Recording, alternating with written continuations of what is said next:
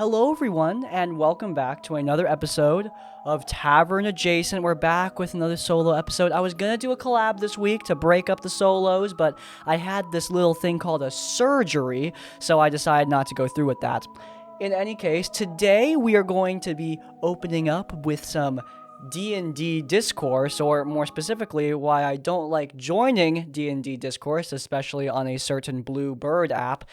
And then we're going to be talking about some other discourse that I actually do want to talk about, something that I think is actually pretty helpful, a little bit wholesome, really cool. It's about getting into Dungeons and Dragons, especially with friends or significant others. And then finally, we're going to be ending it off with a new segment. We are going to be talking about the development of my own homebrew world and my own Dungeons and Dragons rewrite, something a bit new to this show, and I hope you guys enjoy that. But in any case, without further ado, we rolled the intro. I think it's about time for us to get started.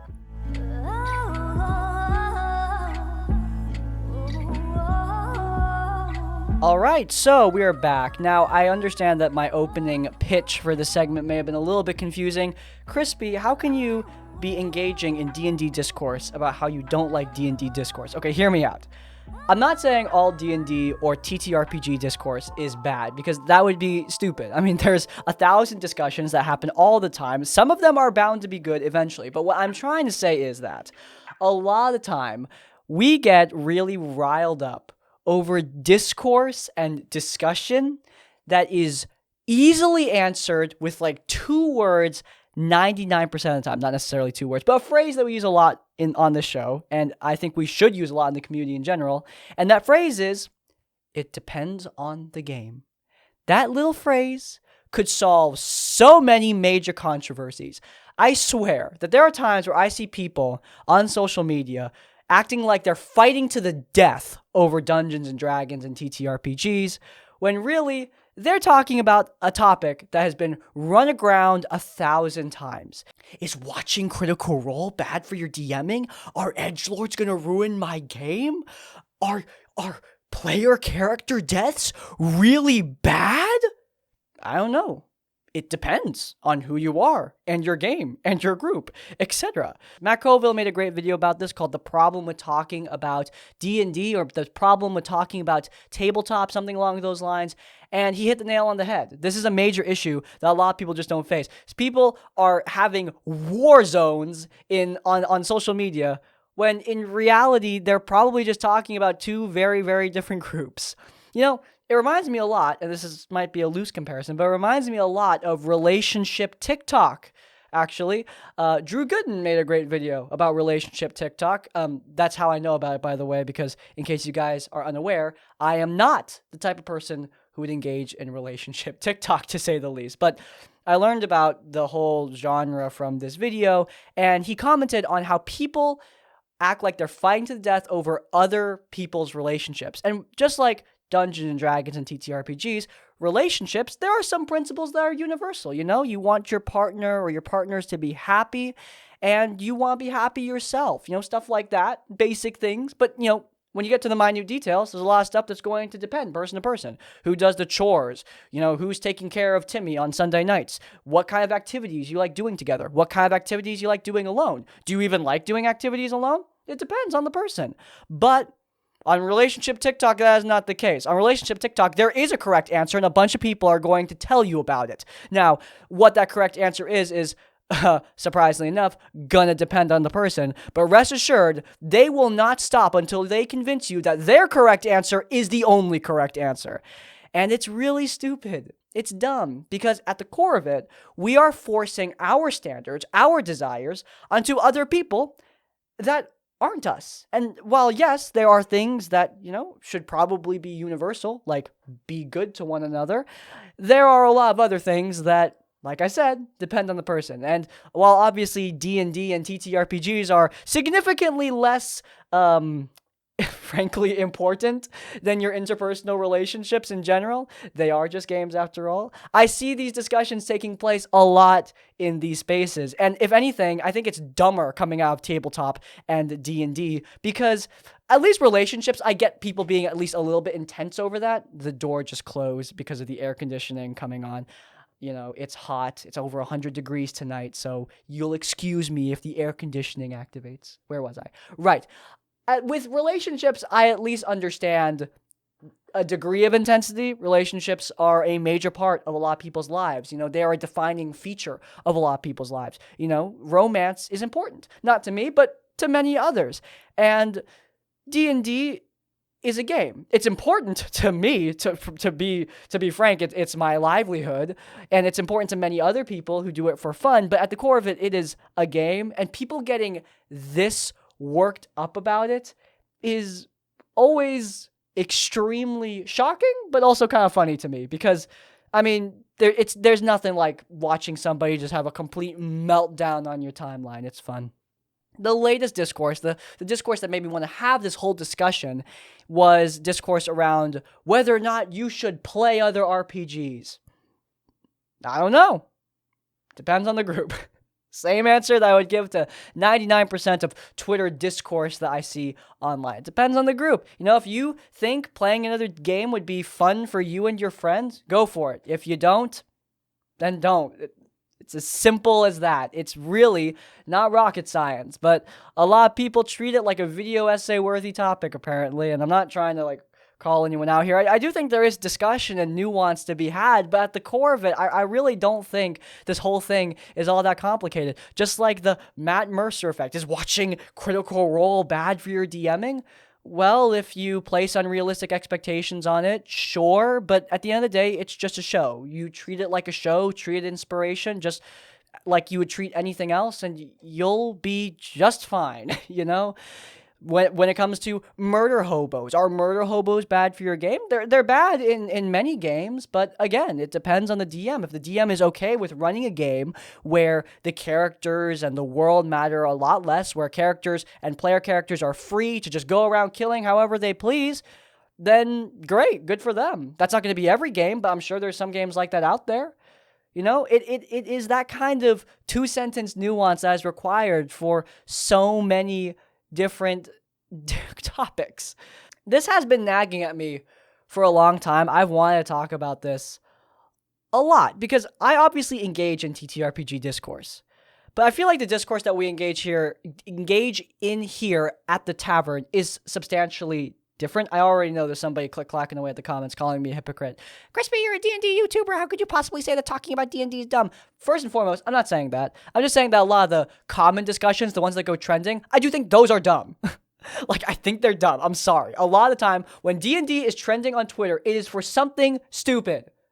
That is just my observation that I have noticed. There's a reason why so many of the content creators and the influencers that I work with, they're not normally weighing in on these things. But I think that the discussions we have here on Crispy's Tavern, I think they are worth having because, first and foremost, these discussions are far more specific. I'm responding to more specific stories. And also, I'm not really talking about D&D problems that will depend group to group. I'm often talking about people problems that I think by and large are more complicated, and by and large, we all need to deal with, not just in TTRPGs, but just in life in general. I can't tell you the amount of times that I've had to pull from experiences that I've had in other aspects of my life to give advice on somebody's horror story because, honestly, in D&D, I often don't experience the worst of the worst. I have experienced, bad stuff in TTRPGs, to be certain, to be frank, but oftentimes I need to pull from other aspects of my life, and I don't see that as a problem at all. I see that as something that is perfectly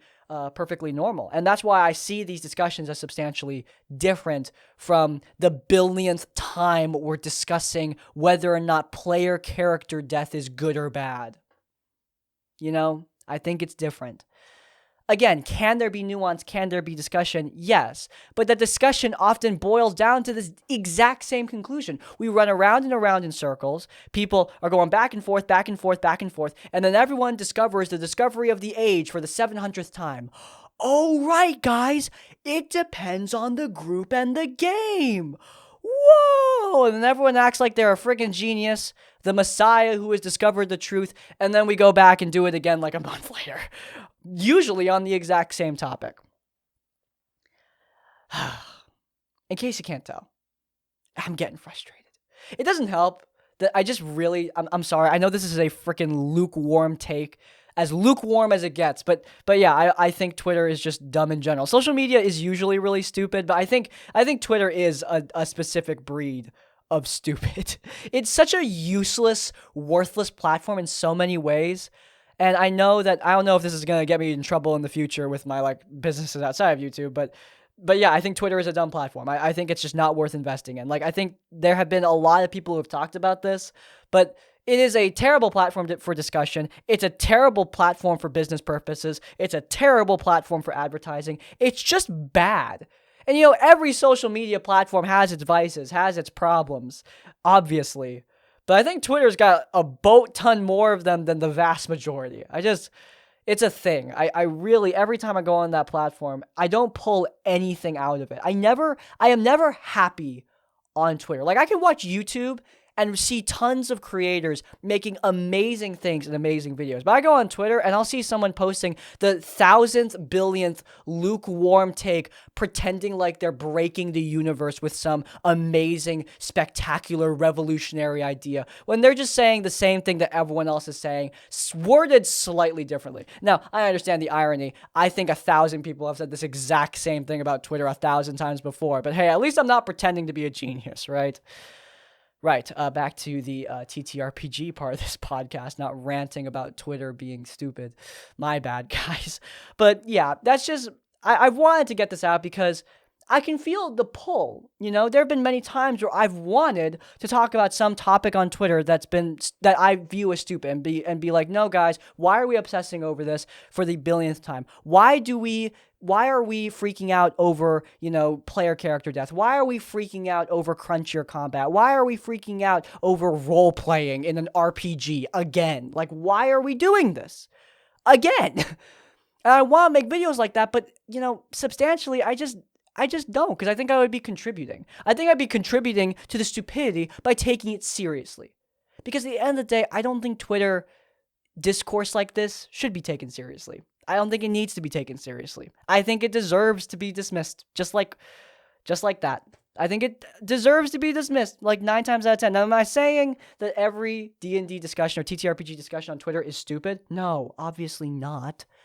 Like I said earlier, there's a lot of discussions that happen on Twitter. Some of them are bound to not be idiotic, but the vast majority of the time, they are worth dismissing. They are perfectly worth ignoring, right?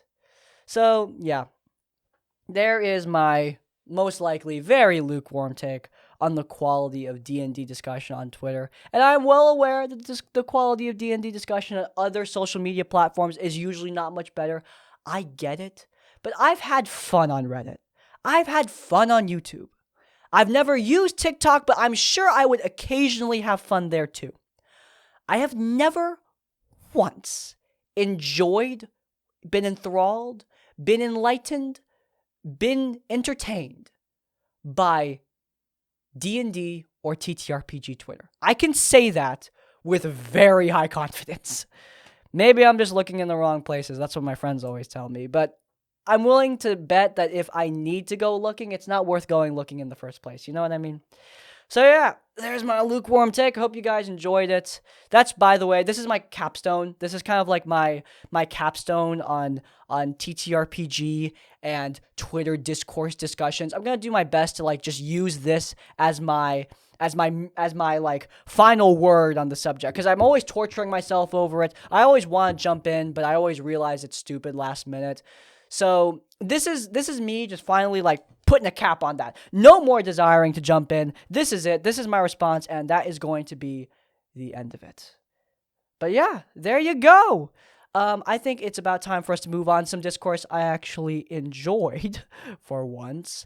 Someone posted on the D&D subreddit about their partner being a big D&D fan and not knowing how to get into the game themselves. They had no idea how to start, where to start, if they should even start, etc. And you know what? I thought that was interesting because I think a lot of people have those same questions, including some friends of mine. So without further ado, let's get started.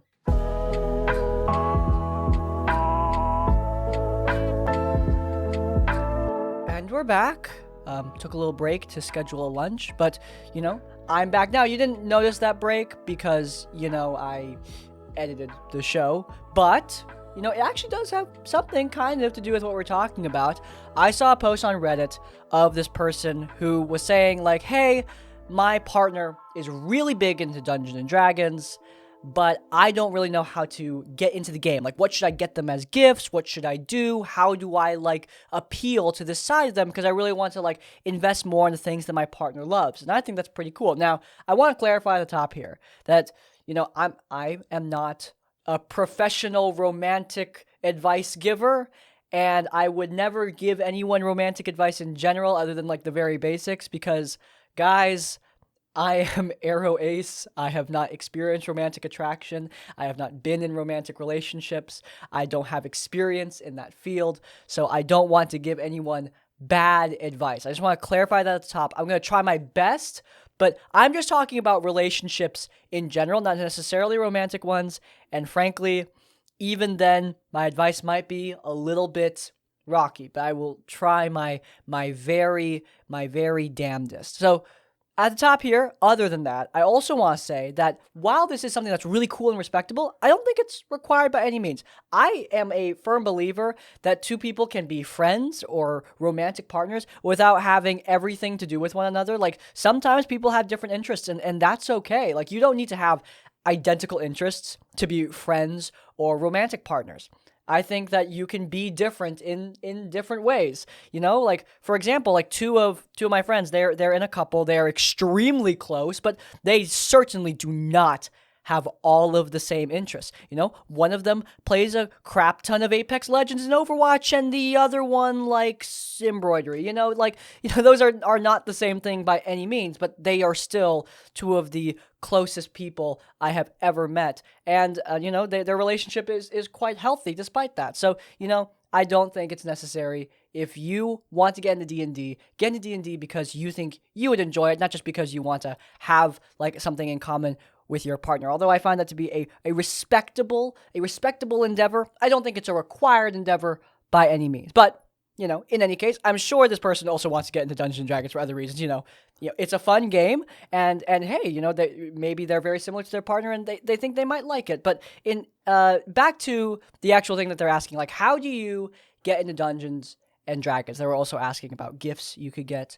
So, for starters, getting into D&D, I think when you have a friend, or even better, a romantic partner who is already into the game, I think that you have skipped over the hardest step. So many people struggle to get into Dungeons and Dragons and TTRPGs because they cannot find a group.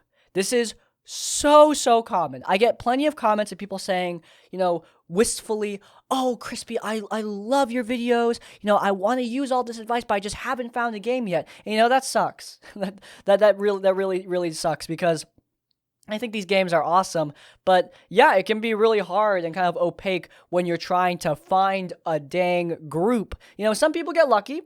For example, the person who made this post, they've got an immediate in. You've got a romantic partner who's a part of a game, and if the rest of the group is okay and obliges, you can join that game and immediately have, like, a person who you're very familiar with to roleplay with you. Because another big obstacle is D&D is a role-playing game, and often people want to roleplay as their characters, but that can be kind of nerve-wracking when you're not familiar with the people you're role-playing with. But if you are familiar with the rest of the group, if you are intimately familiar with one member of the group, then that gives you an immediate in when it comes to roleplay, and that's a major advantage. Like, honestly, if you want to get into D&D, this is a pretty decent route to do so.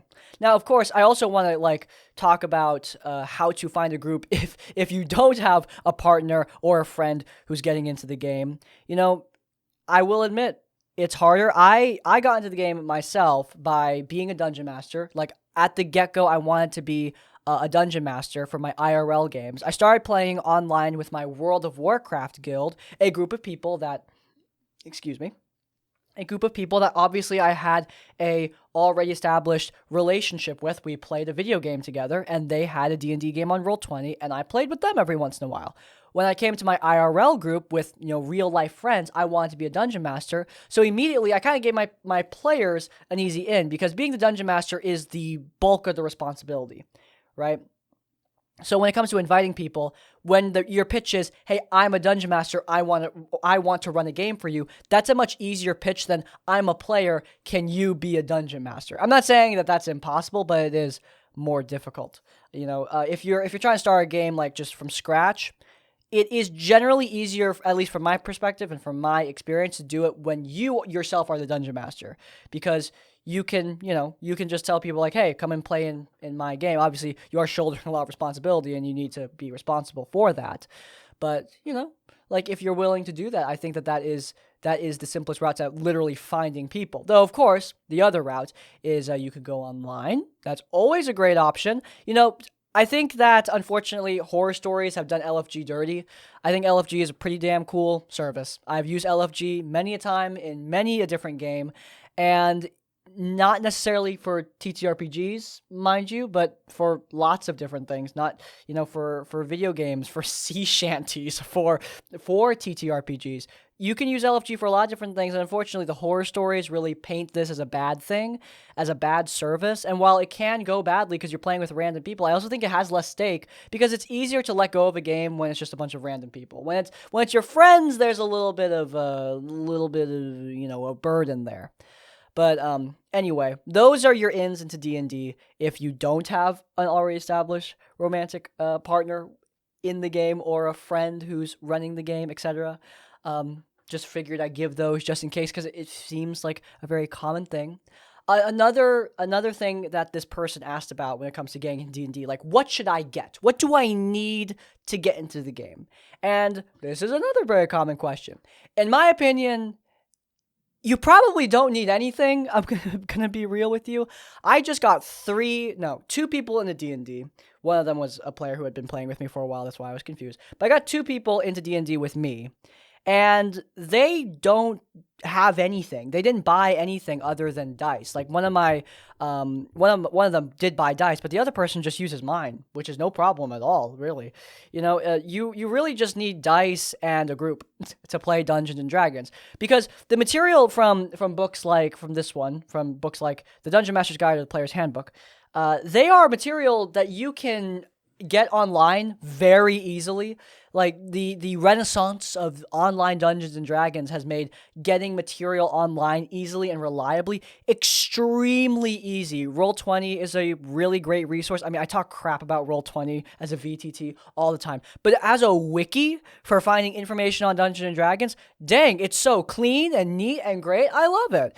There's plenty of resources like that. D&D Beyond, some wikis that occasionally suck, but sometimes give you good information. There are lots of places that you can find the information that you would purchase in a player's handbook or a Dungeon Master's Guide. Rendering those books, usually not something I would use. I actually bought, or no, I didn't buy. I told the significant other of one of my players to buy them a player's handbook. A little bit convoluted. But in any case, I got the player's handbook in the hands of one of my players. And the amount of times they used it, like actually used it, few and far between. And as a dungeon master, I'm the same way. Like, I like these books. I'm not saying that you should never, ever buy a D&D book ever. But yeah, the amount of times I've actually opened this up and read through it, few and far between, because Google exists. My Google Docs exist. I have material that I made and use. And therefore, the usefulness of something like this diminished. So I don't even think you need to really buy a book, though.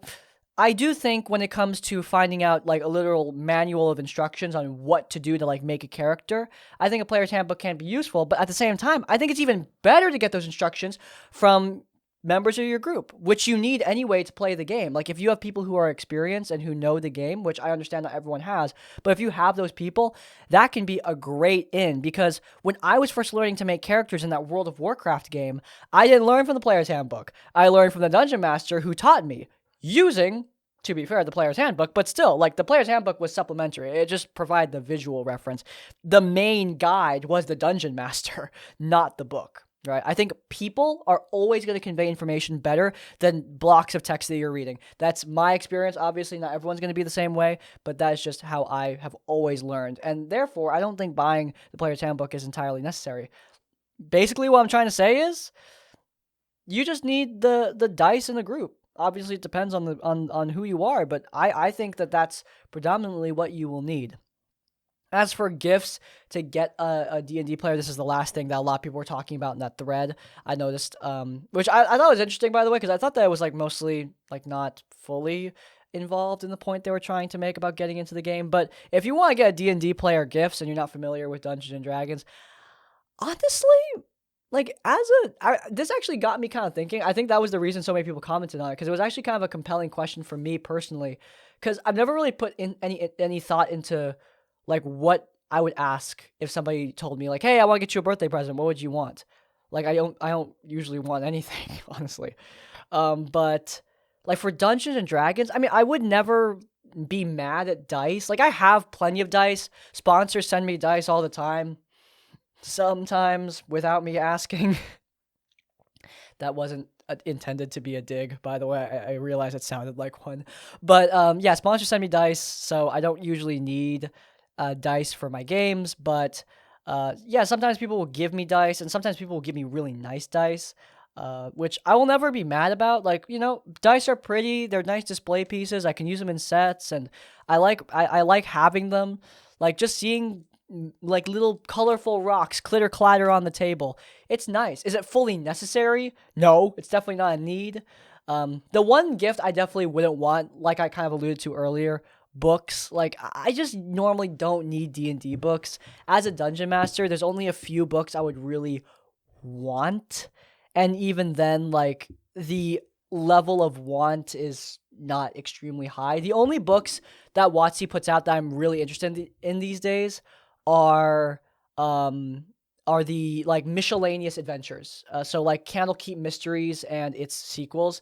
So Keys of the Golden Vault, Candlekeep Mysteries, and Radiant Citadel. Those are books I'm actually interested in because those books have a variety of one-shot adventures that I could implement into my campaigns.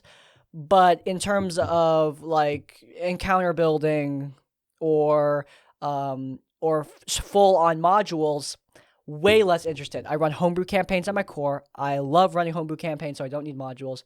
And I don't really want any sort of monster manual because Flea Mortals exist. Like, what could possibly be better than Flea Mortals? Answer, nothing. So there you go.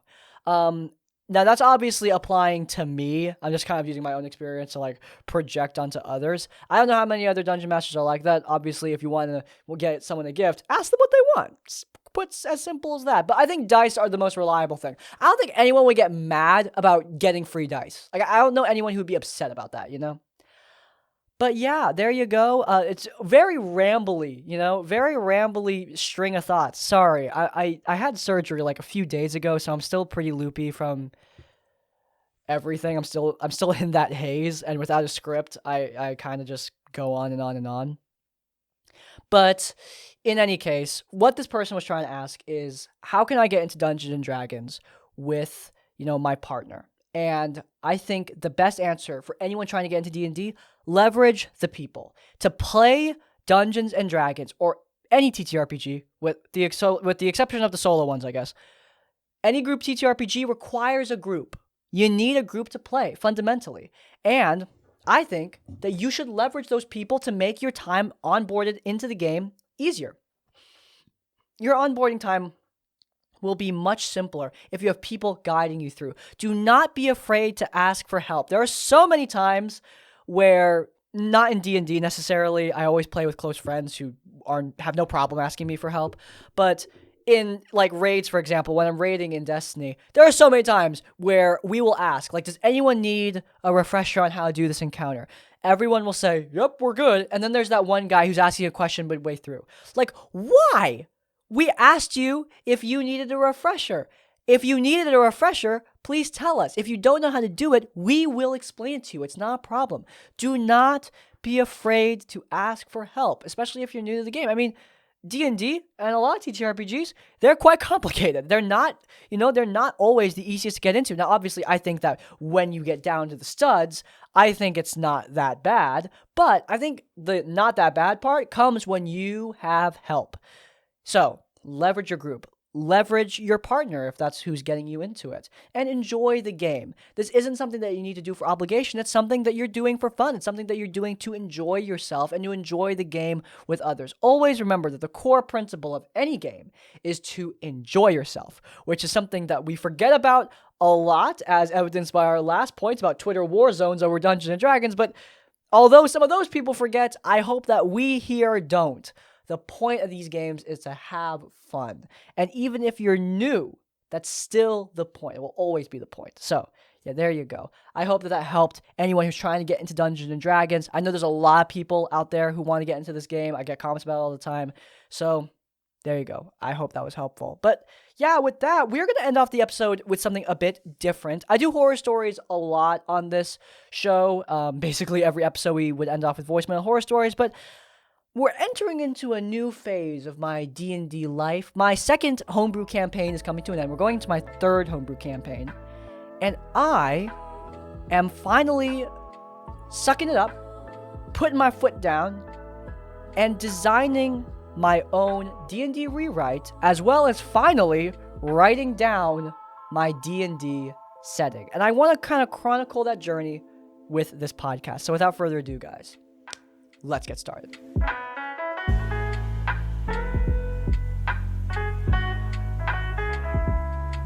Not gonna lie to you, I spent an hour playing The Legend of Zelda, but we're back. We're back for the world building corner, we might call it that, or the Tavern Tales. I don't know. That's the working title of the quote unquote game I'm creating.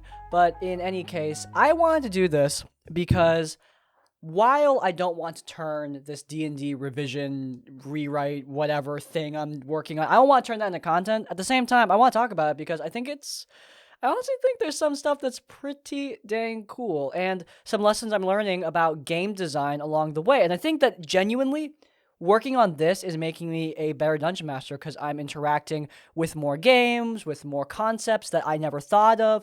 I am opening myself up to a lot of ideas from other people. I've spoken about this before on the very first episode of the show, actually. I talked about how I kind of exist in a bubble, and a lot of us exist in this D&D bubble. We play with people we're familiar with, and that's it. And therefore, we become familiar with our playstyles, and we don't really understand the differences that we have with others. And that's not necessarily a bad thing. Like, if you're playing D&D in your bubble, there's no real reason to break it. Sorry, words are hard. You know, if you're playing with your friends, sure, maybe exposing yourself to a bunch of new ideas could make you a better dungeon master, but if what you're doing is working, it's working. I'm a very big proponent of, if it ain't broke, don't fix it. If you're having fun, that's all that matters. But I do think there are advantages to breaking the bubble if you want to go out there. And creating this little rewrite of mine, it has been pretty dang fun and has allowed me to break that bubble in meaningful ways. So, my main goals were to embrace the philosophy that I talk about a lot in my videos, and that is I always prefer things to be given complex but allowed to be simple. I can give somebody a bunch of features and they can simply choose to focus on ones that they really, really need. Or they can choose instead to engage in a bunch of different features as a substitute. So that was my main philosophy. Giving my players more options is what I'm trying to boil it down to. So I started with the backgrounds. Backgrounds are something that in D&D 5e, they're really not a priority. Like, my players didn't even remember what backgrounds they picked when we started this 5th edition campaign. And I think that the designers of the game are well aware of that. I think the 1 D&D backgrounds are far superior. Backgrounds giving you a feat at level 1, I think that's a really good idea. I really love that. And I kept it around, though I did change out the feats a couple times and create some of my own feats just because not all the feats fit with the playstyle I had in mind for a background, because, get this, backgrounds now give a lot more to you and give minor buffs to certain playstyles. So on top of backgrounds now also granting ability skill increases, because my players were kind of interested in that. They like picking racial bonuses and racial aesthetics, not necessarily just for the ASIs. Like, the ASIs are almost always like, oh, cool, we have ASIs. But I don't really like that, because in my games there's a lot of crunch. So I want them to still pick races for, the cool thematic and flavor stuff, but I also want them to have the option of picking, more optimal ASIs. And since my players usually base their backgrounds off of stuff I give them, giving them like a sort of prompt with ASIs in backgrounds, I think that's really helpful for my players. The point is that, so on top of ASIs and on top of the feat, backgrounds now also give a fleshed out level 4, level 8, and level 12 bonuses. My players now have additional options when they reach those levels, and additional abilities that they can take advantage of. My general philosophy is at level 4, the background gives you a small roleplay bonus. This is very similar to the background bonuses in base 5th edition. So, for example, the criminal contact, though I try to give them a bit more like a gameplay mechanic sort of bonus, like not just, oh, you get a criminal contact, like here's what the criminal contact can literally do and what roles are involved, etc. Like I try to like actually rules it out. I don't want to rules it out too much because I, one, don't want to leave it open to exploits, and two, I want a lot to be left up to, theater of the mind, imagination, all that nonsense. I want everything to just be math. But at the same time, I do want meaningful bonuses. Like, for example, like an acolyte, if you pick the acolyte background, in base 5e, if you go to a church, you're promised hospitality. So I was like, okay, the level 4 bonus is, at this point, your acolyte has grown in reputation. Churches around the world, around your religion, they know who you are. So therefore, at this point, you can expect some sort of hospitality. On top of that, if you conduct certain types of studies within the church and libraries, you get bonuses to arcana, history, etc. Like, those are the kind of mechanical bonuses granted in the level 4 addition to the background. They're basically just minor buffs to downtime. Level 8 gives you some sort of minor combat buff, Level 8 is decently high. I wanted to like make it really, I was at first like, oh, I'm gonna give him like a first level spell at level 8, but then I realized it's level 8. Like, level 8 is decently high up in the rankings. Like, a lot of players don't even get to that point. So I'm like, okay, I feel like it should be something at least a little bit substantial. So for criminals, for example, criminals can, and I was kind of like going back and forth on whether or not I like this, but criminals can now make a history check on items to determine their rarity, and after doing so, they can gain advantage on sleight of hand check to loot them. I thought that was neat, like a small little thing that incentivizes people like actually participating in the world like a criminal would. Now, obviously, like I understand the counter argument of, oh, what if that's used to like, just steal everything and steal from the party. Well, here's the thing. Remember, this is not made for general consumption. This is made for my players, and I trust that my players aren't going to do that. just like put it forward. That's what's made writing this so fun, is that I don't need to worry about, oh, what about the wider audience? I'm not giving this to a wider audience. This is for me and my players. Like, that's one of the things that, that has made this a lot more enjoyable for me. Of course, I'm still talking about it because I hope that, some of these can give you guys ideas. But yeah, like minor gameplay buffs and sometimes combat buffs. Like, for example, soldiers, if you take the soldier background, it allows you to get advantage on attack if you charge at an enemy. If you take 20 feet of movement and then make an attack, you can get advantage. And then the level 12 bonus is something like a bit heavier. Like, it takes the base line bonus given by level 8 and expands it. So, for example, for that soldier background, if you do one of those charge attacks at an enemy, now there is a chance that you can daze the enemy after the attack, like if you roll a critical. And, it's very common for example, the fighter spec for fighters to take the soldier background. So if fighters build into having multiple different criticals, like getting a critical on a 19 and a 20, then that's great. That's absolutely great for someone who has a soldier background, because now you have an increased chance to daze targets. By the way, side note, dazed is not the same as stunned. I know some of you are like, yeah, obviously, but apparently that's not obvious, like at all. I got so many comments the other day about how I'm ruining D&D by utilizing the dazed function, how I'm stun locking my players. I'm not stun locking my players. Dazed does not stun lock, because dazed and stunned are different, like fundamentally. How do you not? Anyway, sorry, that was just another little frustrating nugget tidbit. I'm really bitter this episode. This surgery made me cranky, But Yeah, those are the additions I made to backgrounds. Basically, backgrounds just give you more options. You can utilize these options, or you can simply not. Like, you don't need to utilize the soldier's whole charge attack thing, dazing enemies, all that. It's not a requirement. It's just something that adds on top of what you already have. If you want to participate in that playstyle, you can. Or the criminal. Like, the criminal background, it incentivizes you to act like a criminal, to pickpocket, to thief, to look for loot, to search out valuables. But at the same time, you don't need to do that. If it doesn't fit your character, if it doesn't, fit what's going on in the party at the moment, if it's not, good for you to be stealing, or you just don't want to in general, or you just forget to, you don't need to. It's not a requirement. It's just an addition. It's increased complexity that you can choose to ignore if you want to. And that's why that's what I'm trying to build this whole thing around. Optional increased complexity. So there you go.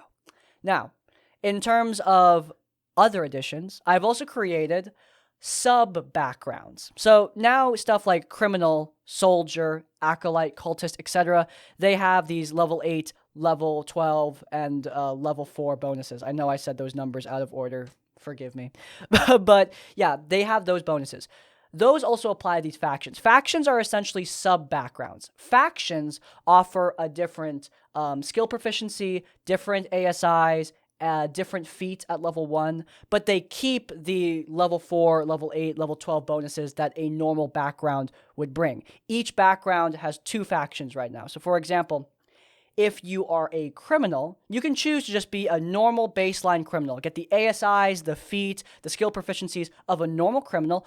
Or if you want something more specific for your character, or you want different ASIs, different feats for your build, you can pick a faction that changes those up. You still get the normal criminal bonuses at level 4, level 8, level 12, but the ASIs, the skill proficiencies, the feats, those change. Also the tool, but who cares about the tool? Does anyone care about the tool? I guess criminals would care about the tool because you get these tools. Anyway, yeah.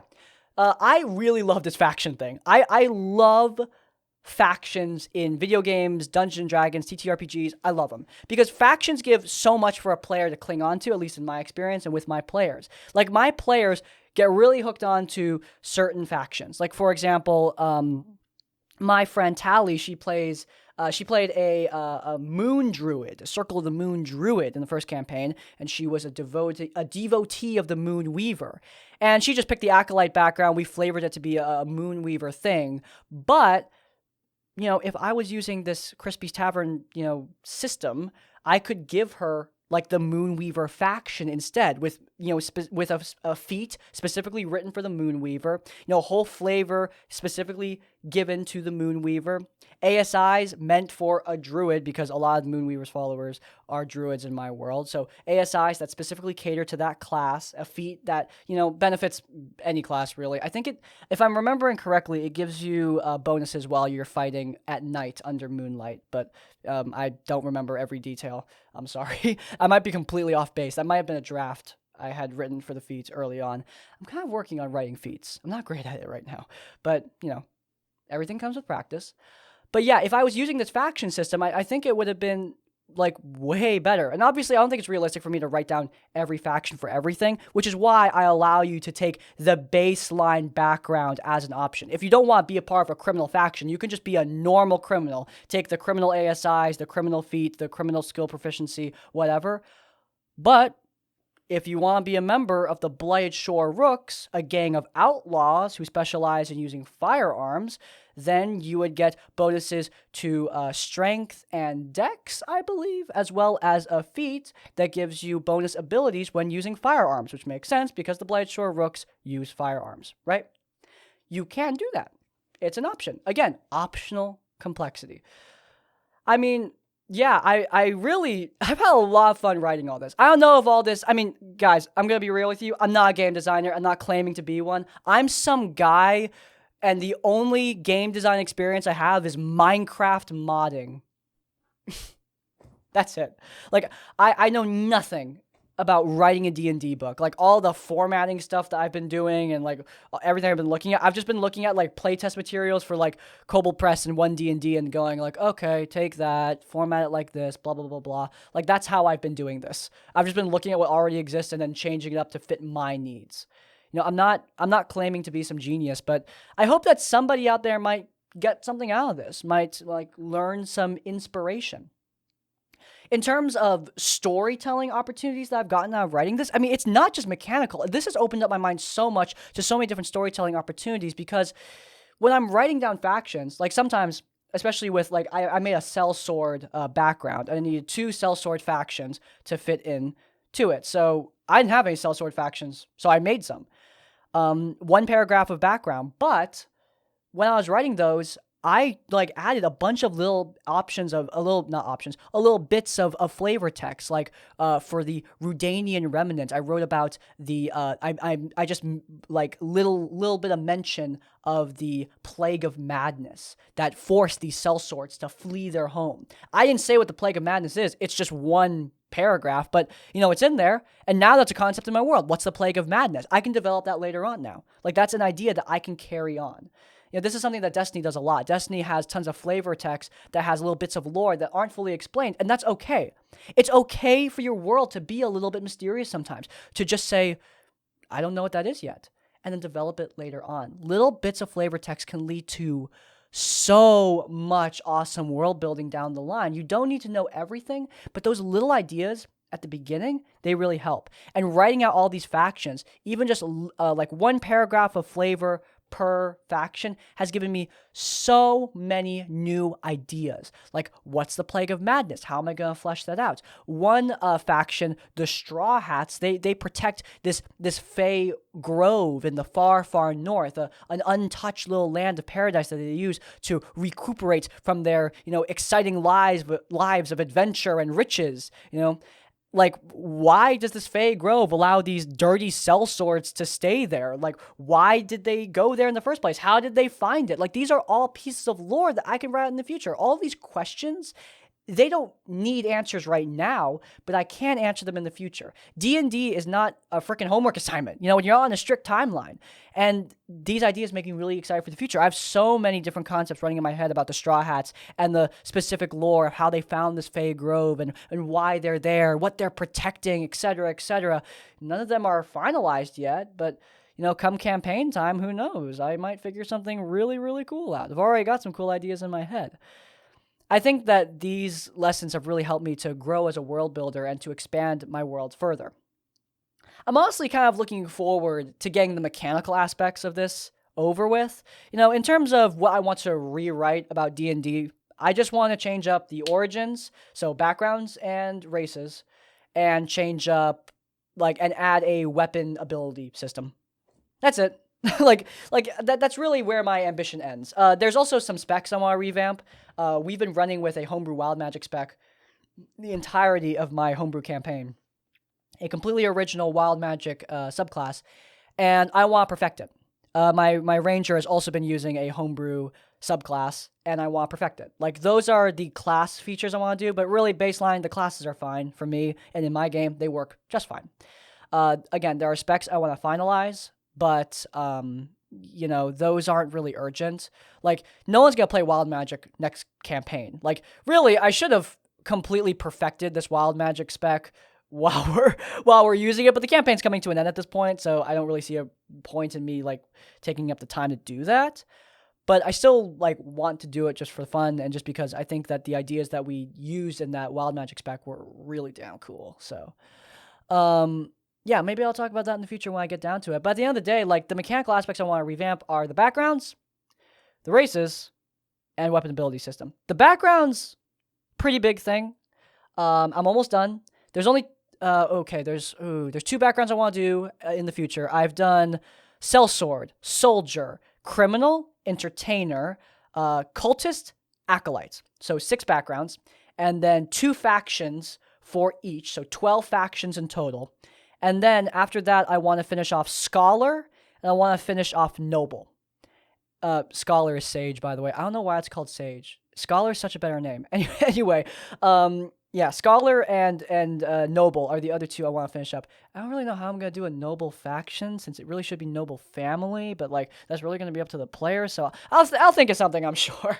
But yeah, the I want to finish off those backgrounds, and obviously there's more backgrounds I want to write in the future. I want to create an agent background if you want to be like a member of the collective from Shadow over Carconos. I obviously want to do a sailor background because we just did a whole pirate campaign. But again, I don't think I don't think anyone is going to be a agent of the collective in my next campaign. I don't think anyone's going to be a pirate in my next campaign. We just did a whole pirate campaign, so no one's going to do that again. I think that the 8 backgrounds that I am writing out, I think that will cover a decent chunk.